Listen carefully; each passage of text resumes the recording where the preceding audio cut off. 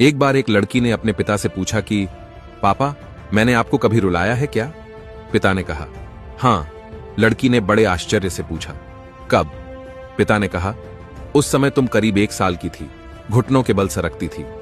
मैंने तुम्हारे सामने पेन, पैसा और खिलौना रख दिया था, क्योंकि मैं ये देखना चाहता था कि तुम तीनों में से किसे उठाती हो। तुम्हारा चुनाव मुझे बताता कि बड़ी होकर तुम किसे अधिक महत्व देती। जैसे पैसे मतलब संपत्ति, पेन मतलब बुद्धि और खिलौना मतलब आनंद। मुझे सिर्फ तुम्हारा चुनाव देखना था।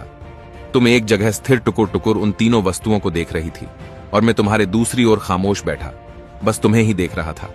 तुम घुटनों और सांसों के बल सरकती आगे बढ़ी, मैं अपनी सांसें थामे बस तुम्हें ही देख रहा था, और क्षण भर में ही तुमने तीनों वस्तुओं को आजू बाजू सरका दिया और उन्हें पार करती हुई आकर सीधे मेरी गोद में आकर बैठ गई। मुझे ध्यान ही नहीं रहा कि उन तीनों वस्तुओं के अलावा तुम्हारा एक चुनाव मैं भी तो हो सकता था।